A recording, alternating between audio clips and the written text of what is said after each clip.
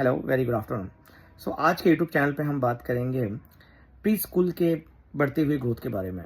आज आप देखते होंगे कि आपके सिटीज़ में हर एक कोने में आपको प्री स्कूल्स मिल जाएंगे, अलग अलग फ्रेंचाइजी लिए हुए, खुद की अपनी ब्रांड एस्टेब्लिश करते हुए, राइट, जिसके अंतर्गत आपका nursery, junior, senior, day care, right, play group, इस तरह के अलग अलग कॉन्सेप्चुअल वाइज स्टैंडर्ड बना दिए गए हैं और एक बच्चों को वेरी वेल मैनेज किए जाते हैं, जिससे कि पेरेंट्स का जो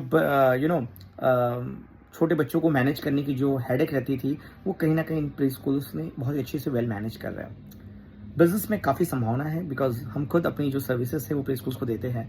वी नो वेरी वेल कि जब हम यूनिफॉर्म और बैग और स्टेशनरी देते हैं, सो वी नो कि किस स्ट्रेंथ की रिक्वायरमेंट रहती है और हर एक स्कूल में एक नियर अबाउट एवरेज का स्ट्रेंथ है। So what I mean to say कि अगर कोई व्यक्ति इस बिजनेस के बारे में इंटरेस्ट रखना चाहता है, सो ये डेफिनेटली उतर सकता है एक प्रॉपर कैलकुलेटिव वे से। आप कुछ चीज़ें हैं जहाँ पे आपको ध्यान रखना चाहिए। सबसे पहले मैं कहना चाहूँगा कि अगर आप प्री स्कूल के बारे में सोच रहे हैं, तो सबसे पहले इस सोच के पीछे वजह क्या है, ये आपको फाइंड आउट करना पड़ेगा। क्या वो लेवल ऑफ इंटरेस्ट है कि आप बच्चों के साथ इंटरेक्ट करते हैं या बच्चों को मैनेज करना आपको पसंद है।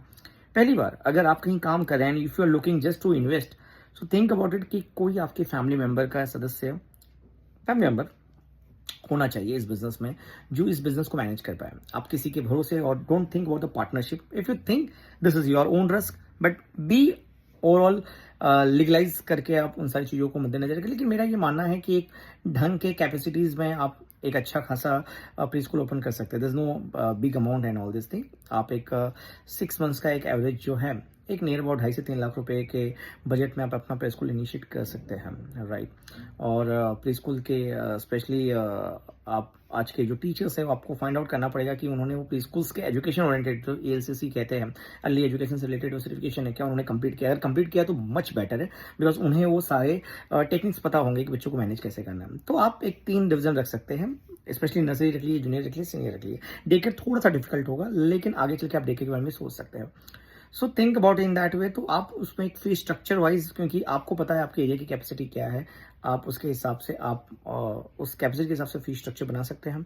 आप फी स्ट्रक्चर के अनुसार मार्केटिंग कर सकते हैं, और राइट, आपको देखना पड़ेगा कि आपके, मेरा ये पर्सनल ओपिनियन है कि आप एटलीस्ट 1.5 से 2 किलोमीटर वैसा जगह देखिए जहाँ पे कोई दूसरा प्री स्कूल ना हो, और आपके प्री स्कूल की कुछ स्पेशलाइज्ड स्ट्रैटेजीज बनाइए कि बेसिकली क्यों पेरेंट्स अपने बच्चों को आपके प्री स्कूल में ही डालें। आपका प्रैक्टिकल अप्रोच क्या है बच्चों को पढ़ाने का, राइट। आप क्या क्या एक्स्ट्रा फैसिलिटी देते हैं, क्या आप सीसीटीवी का एक्सेस देते हैं कि जब भी पेरेंट्स को मन करे अपने बच्चों को देखने का तो देख पाए, दैट्स वन थिंग्स। क्या आप पेरेंट्स और बच्चों के इंट्रैक्शंस की कोई स्ट्रेटेजी बनाते हैं, कुछ मीटिंग्स करते हैं, गेट टुगेदर करते हैं, क्या बच्चों के फूड्स का भी इंतजाम आप रखते हैं, राइट। क्या पूरी तरह से केयर टेक किया जाता है आपके प्री स्कूल्स में, राइट। किस तरह के करिकुलम्स बच्चों को आप पढ़ा रहे हैं, और राइट, किस तरह से कार्टून ओरिएंटेड आप स्टोरी सुना रहे हैं। That is the important in today's life. और अगर इस तरह की आपकी सोच है, या इस तरह की आप यू नो बना रहे हैं,